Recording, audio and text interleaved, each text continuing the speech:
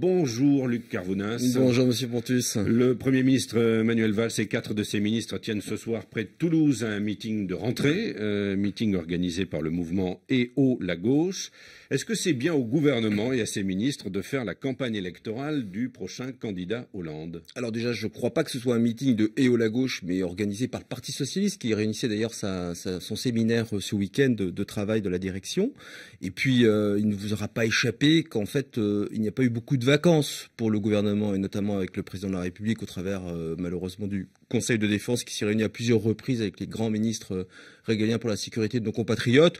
Voilà, aujourd'hui, nous sommes lundi 29 août.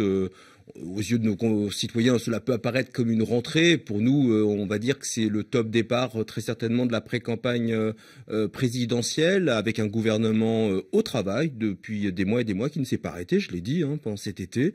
Et surtout, nécessité, moi je l'ai à chaque fois rappelé quand on entendait un micro, nécessité d'être pédagogue par rapport au travail que nous avons. Donc il n'y a pas de honte à dire que c'est pour la campagne électorale qu'on tient un meeting ce soir. Mais pourquoi il y aurait de la honte à défendre On se dit que les ministres et le Premier ministre ont peut-être du travail, autre chose à faire qu'aller tenir des meetings. Je vous le confirme, ils en ont énormément du travail. Et d'ailleurs, le Premier ministre, vous connaissez son tempérament, Manuel Valls. Il a toujours mouillé la chemise, que ce soit au municipal, au départemental, au régional, aux européennes. N'attendez pas un instant de lui qu'il ne rentre pas dans cette bataille qui sera décisive pour la gauche. Et à quoi est-ce que cette réunion doit servir concrètement?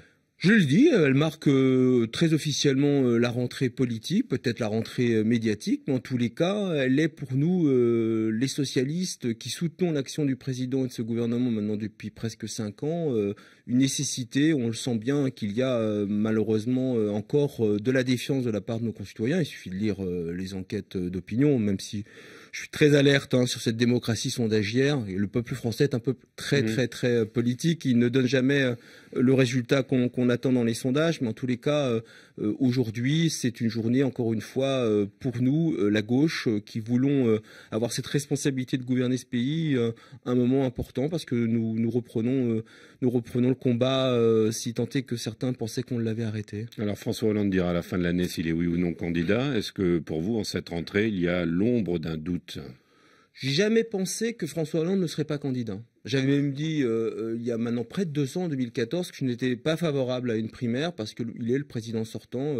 Je suis quelqu'un qui regarde scrupuleusement. J'ai écrit un ouvrage sur les institutions, le fonctionnement de la Ve République.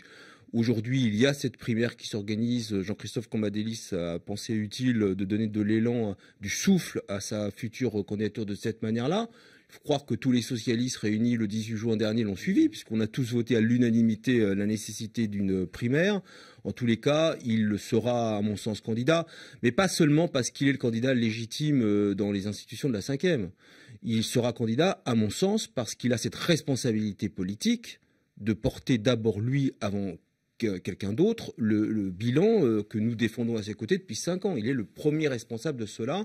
Il n'y a que lui, à mes yeux, qui puisse à la fois défendre le bilan, mais surtout, un bilan ne fait pas une élection, avancer un projet. Et qu'est-ce qui pourrait empêcher François Hollande de se présenter, à part son bilan que les Français jugent très largement, globalement négatif? La seule chose qui puisse empêcher François Hollande, c'est François Hollande. Et c'est lui qui est le maître des clés et du temps. Maintenant, les différents signaux qui sont envoyés par ses très proches et puis la manière dont je vois notre président de la République avancer avec beaucoup de sérénité, parce qu'il faut avoir de la sérénité en ce moment. En tous les cas, lui en a beaucoup.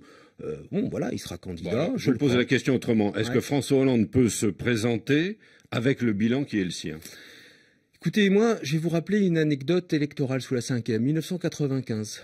On nous donnait même pas au deuxième tour avec Lionel Jospin. Et qu'est-ce qui s'est passé? Lionel Jospin a fait 24%, il est arrivé premier au premier tour. C'est de cela dont je faisais allusion quand je disais que le peuple français est un peuple très politique. Voilà, on va pas rentrer sur le terrain de foot en disant on a perdu. Moi, j'entendais les déclarations d'un ancien socialiste devenu insoumis, Jean-Luc Mélenchon, ce week-end. En tous les cas, il nous dit d'ores et déjà qu'il ne fera pas campagne pour le président de la République sortant, qu'il prenne ses responsabilités. Non, mais ça c'est la tendance générale, la tendance des sondages que vous évoquiez. Il y a un bilan avec des chiffres qui ne sont pas bons. Ah bon? Est-ce que avoir 74 000 demandeurs d'emploi en moins, ce qui n'est jamais arrivé depuis 2008, ce n'est pas bon? Oui, Est-ce que la baisse sur du la nombre de totalité chômeurs du chez quinquennat les, jusque-là, chez 1 million de durée, chômeurs la baisse du supplémentaires. chômage chez les jeunes, ce n'est pas bon? Oui. Est-ce que moi, je suis maire d'Alfortville. Non, mais une Et baisse je depuis suis- quelques mois. Monsieur Pontu, je suis maire d'Alfortville. Oui. Les boîtes, les TPE, elles viennent me voir, elles passent heureusement le pas de la porte de mon bureau. Qu'est-ce qu'elles me disent? Oui, monsieur le maire, ça repart. Oui, monsieur le maire, les carnets de commandes repartent.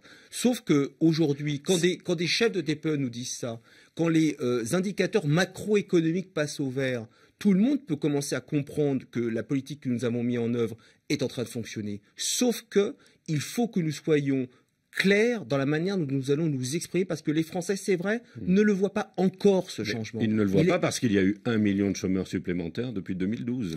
Ils ne le voient pas parce que nous avons eu une fâcheuse tendance, d'abord nous les socialistes, à plutôt que d'être fiers de ce que nous réalisions, nous tirer une balle dans le pied.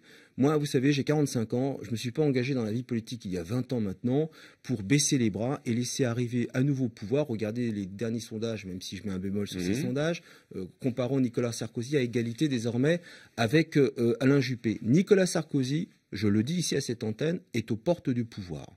Et donc, si nous voulons faire l'élection de celui que nous avons battu le 6 mai 2012, alors continuons comme cela.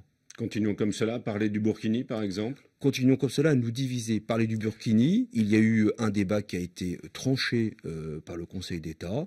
Moi, vous savez, dans ma vie Ah bon, politique... il est tranché parce que moi j'ai lu Manuel Valls. Hein. Ce débat n'est pas anodin, c'est un débat de fond. On comprend qu'il veut que le débat continue. Oui, c'est un homme politique, mais moi je dis qu'il est tranché dans l'immédiateté, dans le tenté. Je suis parlementaire, à ce que je sache, il n'y a aucune loi d'inscrite au Parlement pour qu'il y ait ce type de débat. Et puis vous savez, moi... Donc vous ne pensez pas qu'il faut poursuivre ce débat ou poursuivre la discussion ou poursuivre la polémique autour du Burkini? Je ferme la porte à aucun débat. Mais j'ai deux bornes qui guident mon action politique. Le borne de mes valeurs, je suis un homme de gauche, et la borne de la loi. Et entre ces deux bornes, il n'y a pas de GPS. Donc il ne faut pas de loi anti-Burkini. Je l'ai dit, ou en tous les cas, on n'empêche pas le voile dans l'espace public. Je l'ai dit, je vais le répéter à cette en-tête. Je ne vois pas pourquoi on empêcherait le burkini sur un espace public qui s'appelle une plage. Et est-ce que le Burkini est l'affirmation d'un islamisme politique? Écoutez, le Premier ministre le dit, nous allons avoir des débats entre nous deux, avec d'autres. Il y a débat, visiblement, vous n'êtes pas vraiment sur la même ligne, hein, ça on l'a compris. Il y a un débat, en tous les cas. Il est un peu isolé, il semble un petit peu isolé, Manuel Valls, sur cette question. L'islamisme politique, pour celles et ceux qui nous écoutent, les islamistes politiques ne veulent pas voir le corps des femmes moulé, pardon de le dire comme cela, avec un burkini. Les islamistes politiques ne veulent pas voir des femmes en burkini se complaire dans des loisirs sur une plage proche d'hommes en maillot de bain. Donc les islamistes politiques, mon analyse est qu'ils ne utilisent pas le burkini comme un étendard politique, si ce n'est peut-être de provoquer de mauvaises réactions comme celle de ces maires de droite qui, à mon sens, n'utilisent pas les arrêtés municipaux, on l'a bien compris, par rapport à du trouble public. D'ailleurs, le Conseil d'État l'a dit, mais utilisent ces arrêtés municipaux à fins électoralistes et politiques. Et il y avait lieu d'en faire un feuilleton tout l'été, du Burkini? Eh bien, écoutez, demandez ça à Nicolas Sarkozy, à ses maires LR et Front National, mais pas à nous, la gauche, et encore moins au Premier ministre, dont on connaît vraiment cheville au corps les valeurs de la laïcité. On ne peut pas lui faire des procès d'intention. Après, c'est un homme qui a sa personnalité, vous le savez.